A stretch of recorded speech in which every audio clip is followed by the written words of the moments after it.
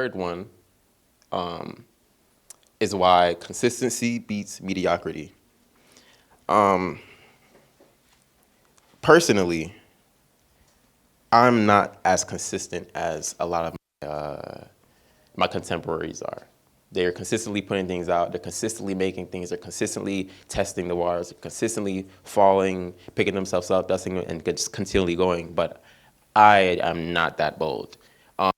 But this last key, or this third key, I think is really important and really essential. I guess is because I know a lot of people who, especially including myself, beat themselves up on like making the next best thing, like being consistent, not making anything that's bad, not making anything that's like, really diminishing or embarrassing to the brand or to the person.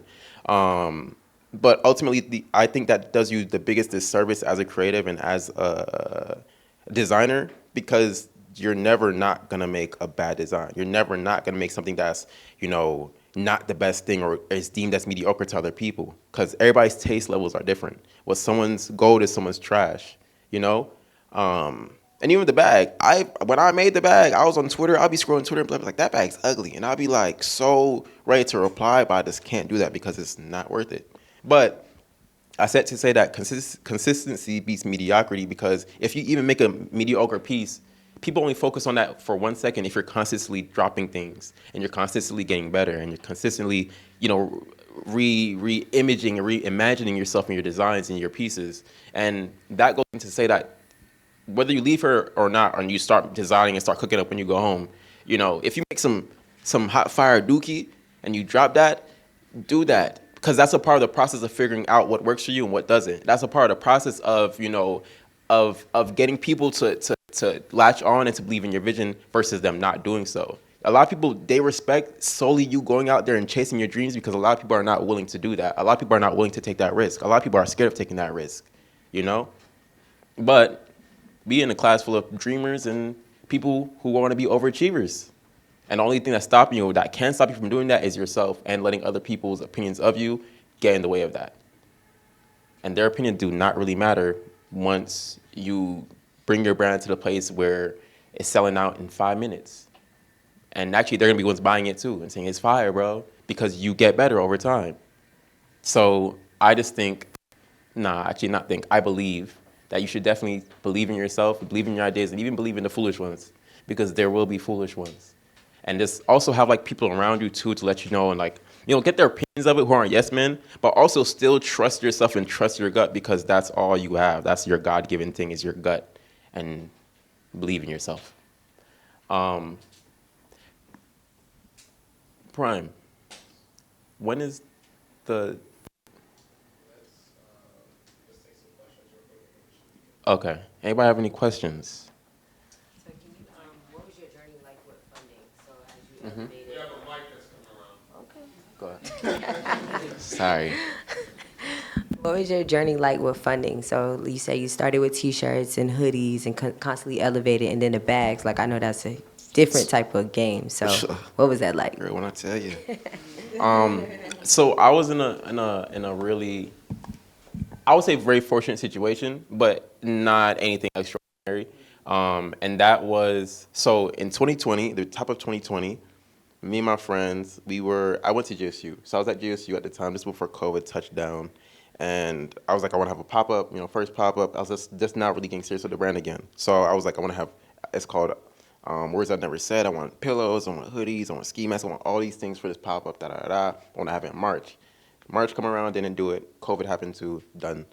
And it was just a constant back and forth of things getting in the way, obstacles and stuff like that. I got a job at Amazon, didn't like it. Told them I was sick with COVID, was not sick. Shot my stuff for my pop-up, did all my stuff within a week, had a pop-up in August. After the pop-up though, I made the most money I ever made. I made like 7,000. I'm like, oh my God, it's a lot of money. It was a week long. And then my friend, she had a job at Yeezy. So she was at Yeezy. She was like, I didn't know she had a job at Yeezy, by the way. She was like, oh, I want to make Kanye's hoodie. Like, who's your DTG person? So I was like, this is my person. I'm like, how you gonna get Kanye a hoodie? She's like, oh, I'm working, like, helping with some stuff. I was like, well, if you need help, let me know, da-da-da. Maybe 2 days later, she called me. She's like, well, they want interns. send me your resume, da da da. I got the job. So I worked there for 4 months, and then within those 4 months that I was working there, the money that I saved from that, I used some of that for the sample and stuff like that, and then I used the remainder of that money to get like my initial order of the bags. So yeah, it's just ultimately like just you. I would say for anybody who wants to create or take a high risk idea, is just you basically do whatever you have to do to invest and put that faith behind that idea. So if you have to get a job or two jobs while selling your merchandise, you know what I'm saying, or if you have to get a job while you sell the merchandise and use that merchandise money to all fund back into that high risk idea, like do what you have to do to prioritize that risk and just test it out. And even so, if you want to take this route, because sometimes, you know, if you're still like questioning the idea, you can order a sample. When you get the sample in, when you get the sample and you can shoot it, like play with the idea, play with teasers, get people's opinions and like their thoughts on it, so you can see like how people feel towards it, like public opinion. But if you get the sample and you know that it's buzzing, just hold it down until you get the money to buy the whole thing and like to fully develop it and then drop that. So just piggybacking off her question, you talked about manufacturing. How did you find, like, how was that process for you of finding the right manufacturer to, you know, make the quality that you wanted and, you know, was able to execute the design language that you wanted for your bags? So for manufacturing,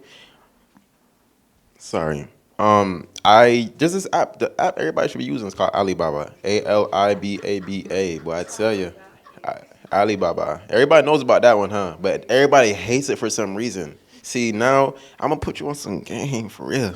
Alibaba is not that bad, okay? So this is what I would do. So I'll show you right now. Give me 1 second. I was just on it yesterday. So, for example, give me like something that anybody want to make. Like, just say something. Like, yeah, like sneakers. So you would type in. Oh, she said belt. So you type in sneakers, right? So let me put my runners all the way up. So you type in sneakers, and it's gonna show up suppliers, right? But there's different tabs. So on the tab right there, it'll say customizable. So you click customizable, and then what you do is just click the first one that comes up, and you say chat now, and you say, hey.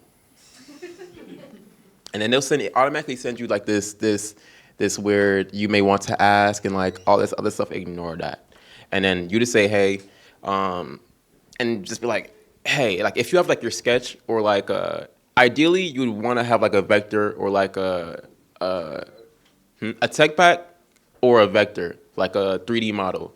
And obviously your design, like whether it be on like Adobe Illustrator, which I usually take, that's probably the best one to take, Adobe Illustrator for like actual designs. And you basically like send them all the information like, hey, I'm gonna just act like I have my shoe ready, right? So I'm gonna just use my phone runner. So I'm like, hey, I have this shoe, you know, this is like the 3D model, and it's like I have this shoe I want to make. What's your MOQ, which is your minimum order quantity? How much would it be for a sample, and how much would the bulk price be? And then they'll get back to you like, hey, our MOQ is 300, and if they say 300, that's too, and they give you the price of like their price per piece, and it's too high for you, then you just know you just go to the next one. But I say just copy and paste that same message you sent to that first manufacturer to the first 50 people that you see on that screen that pops up, and talk to every single one of them. But if you have a message that's as specific as possible, like, hey, I want to make this shoe, I want this is the design, these are the materials of it, da da da, and then they get back to you and they let you know that, like, you say, this is the design, this is the material, da da da, what's your MOQ, what's your price per piece, what's the sample cost, what's the timeline, like how long would it take for you to make that? You'd say all that to them in like that one specific, very broad message. If your image or your vector, your 3D example is specific, really specific, they would have no questions for you. And that's what you prefer to have if you're like on the search. So you just send all that information to them. Wait for the replies, because they will reply to you around like, they get up around this time. It's like 8, 9, 10, because they're 12 hours ahead, or 10, something like that. So they'll reply to you around nighttime, like when you're in your little bed getting snuggly. And you should have like all the replies by yourself, like to yourself, at like when you're about to go to bed around that time. So like it'll give you enough time to like whether you wake up the next morning or when you're going to bed you're looking at your phone, which you shouldn't be doing. Just scroll through and then check and see what they say. You find ones who work with you and who have like the MOQs you want. You have some, pretty much most of them that won't, but that's fine. And then once you find your guy, you want to also be really specific about the materials and like what you want, because you need to have the knowledge about what you're working with, because China's hot. They're smaller than we are. You need it's like that sounds crazy, but like it's their materials. They don't wear thick cheap t-shirts. You have to know like the materials.